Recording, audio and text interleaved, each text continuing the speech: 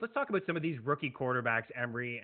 A great class, of course, led by Trevor Lawrence, but he doesn't seem to be getting the attention right now. We'll talk about him towards the end with the Jags and the Saints here playing this evening, but all the attention seems to be going with Trey Lance and Justin Fields.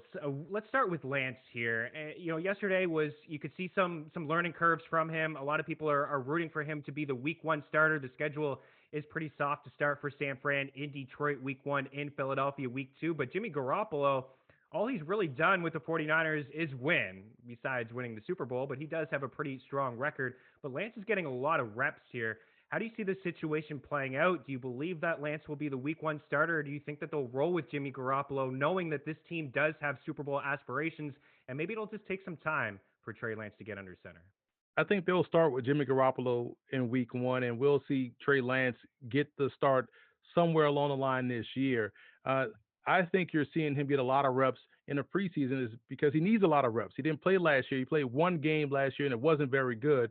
And he played last and extensively back in 2019. And even on the back end of that 2019 schedule in the playoffs, he was kind of up and down throwing the football. His run game is what helped push them through the playoffs and also beat James Madison. So I expect him to get a ton of reps in the preseason because you're trying to get him up to speed and try to shrink that learning curve. And once it starts to slow down for him and he starts to hit it like he did in the back end of that Chargers preseason game, then you'll start to see him become the starter. It's going to be a situation like Alex Smith and Colin Kaepernick, where Smith didn't necessarily play terrible. It's just that they knew this guy on the side, Kaepernick, can get them further, and which he did ultimately get into a Super Bowl. So I do see a similar situation for Garoppolo and Trey Lance. It's all about Lance getting up to speed, not necessarily how good or bad Garoppolo plays. What are some things when you watch Lance, like what are some things you would like to see him improve on? I just want to see him make sure he trusts what he sees initially pre-snap and then also post-snap and be a little bit more decisive. You see a lot of double clutching. You see him kind of hesitate. He has to wait to see it open before he throws a football. And in the NFL, that's how you create turnovers, which you saw him nearly throw a couple of interceptions. He threw one that wasn't necessarily his fault, but it was kind of high. But that's the type of situation where if you throw with anticipation, that doesn't happen. So I want to see him become a little bit more decisive and alert to what's going on. And I think all of that just happens with more experience. So as he gets more game reps, we'll start to see that quicken up and start to process slower for him, and that way he could be the most consistent version of himself. Yeah, I think week one was what you were alluding to. I mean, yesterday there was one pick, there could have been a couple others, but week one there were two throws that I thought, maybe if that was like a first team defense or the starters on the other side, maybe that would be an interception. Let's have some fun here. Over under 6 games for Trey Lance this season as a starter. I say over. I say about Okay. week 9 or so. Look for Trey Lance to get the start. It's going to be similar to what we saw with the Ravens and Lamar Jackson. They probably wish they would have started him earlier, but they let him get his feet wet, let him get in the game, let him get into the atmosphere of game planning for an opponent. And then when they were 4-5, they threw him in there, and we know how that ended. They went on to the playoffs, won the division. I see something similar for Trey Lance. San Francisco maybe 6-5 at one point. It's like, you know what? Let's just go further with the young guy. He's a future. He's going to give us the most upside at the position. We can do more with him, and he now has enough of the playbook digested to where we can feel comfortable with him, and that's the way they're going to go. I feel as though toward the middle part of the season. So Lance, in from the fantasy standpoint, Lance is he's just rising up draft boards like everybody. I mean, the rushing upside, everyone seems to like that. He has jumped more than anybody in his particular position. Just for an example, Emory, he was going as quarterback 24 a month and a half ago, and now on average over the last 2 weeks, quarterback 15. Justin Fields has seen a similar rise here for the Chicago Bears. A bit of a small sample, 23 for 39. 222 yards. He has a touchdown, a rushing and a throwing touchdown. I thought week one out of the half, the third quarter, that drive that he had, I thought all of his skill set just on full display, right? Poise in the pocket. He was running around. The drive was capped from an 8-yard rushing touchdown. All reports out of Chicago, Matt Nagy going with the veteran Andy Dalton. What do you see from Justin Fields? And I guess it's a similar situation over time. Do you expect this guy to start football games this season for the Bears?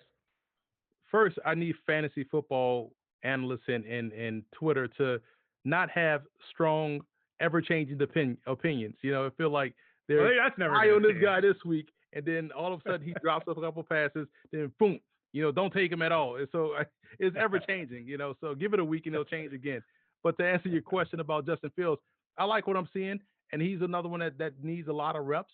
And I'm glad he's getting those in these games against Chicago. We're seeing him actually work through the highs and lows, getting hit and not having the success early in the game, having to fight back from a deficit. We saw that against Miami, having the big plays deep down the field. So I like what I'm seeing from him. You're seeing all different types of things that you can coach up and continue to work with him moving forward. I know he says Andy Dalton is the starter week one. They also said Tom Savage was a starter week one for the Texans, and that lasted a half before they put Deshaun Watson in the game. So we'll see how long it takes. I think we'll see Fields by game three, and so he'll lead them the rest of the way. Because again, it's the upside, and if you're Matt Nagy and also Ryan Pace, it's the job saver. So you can't start 0-2 and think, yeah, we're going to sit him the whole season. No, you got to get him out there. And I think week three is when we'll see Fields start. Yeah, good call on Savage. I remember those days, and it didn't take long to make that switch. And Matt Nagy, to your point, if you start the season 0-2 or 1-3, I mean, this guy's already, I think, on the hot seat, right? And people are in Chicago already pushing for Justin Fields. Emory, stick around. We're going to continue to talk some quarterback play, maybe get your thoughts on tonight's preseason game between the Jags and the Saints. Don't go anywhere. Mean Streets continues right here on Game Plus Network. Chris Meaney and Emory Hunt of CBS Sports HQ. You can check out all of his work over there on the Twitter machine, Football Gameplan, the owner of footballgameplan.com, where football makes sense. All kinds of great content over there. I suggest subscribing to Emory's YouTube page. Emory, let's continue some of this quarterback play. Actually, what just came to me is Tua, and I believe I told you I may bring up Tua to you because he's such a polarizing figure here. Last year, the offense wasn't really catered to him, and there weren't a lot of weapons. But when you brought up Fields and then Miami, what have you seen from Tua, and what do you expect from him in year two? I think not just fantasy, just the NFL community seems to be torn on what Tua can do and what he can bring. What are your thoughts on Tua? I think we're going to see that accuracy that we saw at Alabama on display this year. You're already seeing it during the preseason. He's putting the ball exactly where it needs to be, and he's Yeah. doing a great job being consistent in that regard. And I think when you look at him being 1 year removed from that injury last year, a couple of months removed, honestly, from a hip injury, which affects how hard you can throw a football because of the torque that you need and flipping your hips. Now you add him healthier, 2 years removed from that hip injury, now digesting that offense, second year in that, oh, this is a new scheme, but second year within that organization and understanding the players that are around him, he has confidence now to go in and make the throws that we saw him make against at Alabama. So I like Tua. I think he's going to have a much better year, which just bodes well for Miami's chances to compete in the AFC East.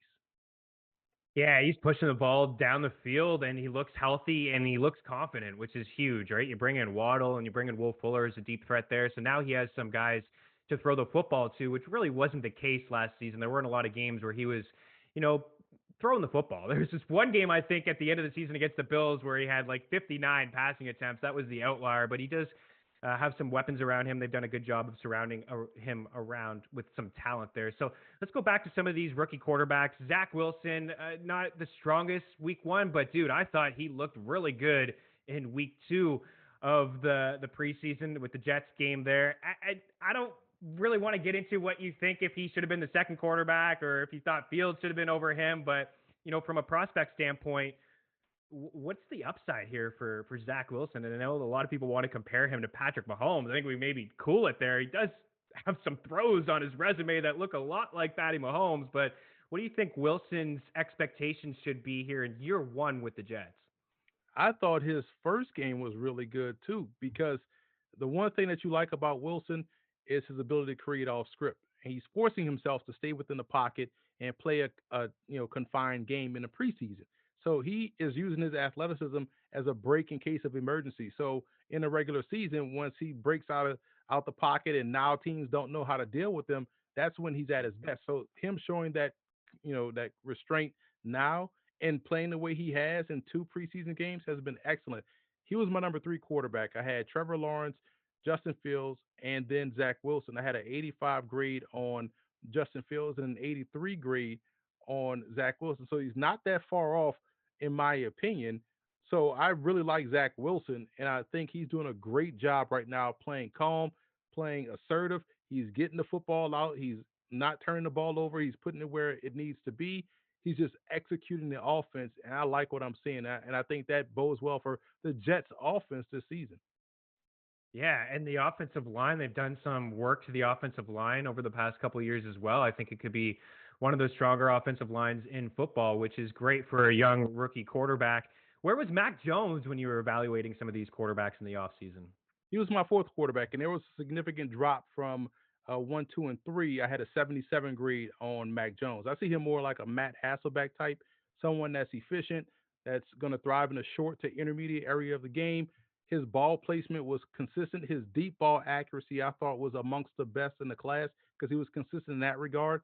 And so you just watching a quarterback that can, play the pro game. He doesn't have the athleticism, so you wonder how he's going to handle quick pressure because that's what happens in a pro game.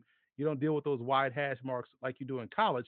So you have to be able to see that pressure quicker and get rid of that football quicker or be able to navigate out of that pressure. And I think that's going to be the challenge for him playing the pro game. And we haven't seen him, under duress like he'll be in a regular season. But as far as throwing the football, he definitely has those skill set. I don't think he has the strongest arm. So he has to win with anticipation. He has to win with accuracy and placement. Otherwise, you're going to see a lot of passes going back the other way. Yeah, the accuracy is off the charts, right? It just seems like the high IQ. It seems to be there with Mac Jones. You hear people say that the perfect fit in New England. Do you agree with that? I mean, people. It's funny when people say that because they subconsciously they mean something different. That's like saying, "Oh, this mobile quarterback is the perfect fit in Baltimore." When you look at the depth chart, you're like, "Oh, okay, I get it." So when they say this guy's the perfect fit in New England, they're looking at, well, yeah, this guy looks like the outlier. It looks like our presidency here in the United States, right? When you look at all the presidents, you're like, that's an outlier right there. All these other guys kind of look the same. That's all they're saying. There's no perfect fit for New England. The perfect fit for New England is a guy that can help you win games. They just so happen to have one that was there for 20 years in Tom Brady. So, no, it's not that he's the perfect fit. He's just a good quarterback that can execute the offense. Emery, this is why to bring you in, man. You just silence all the noise, dude. I like it. So I know people watching right now, listening, it's like, oh, Emery did not like Trey Lance because you had Wilson and Fields and Mac Jones, all these guys kind of ranked ahead of Lance, and that's not what you were saying at all. But I love breaking down all things football with you.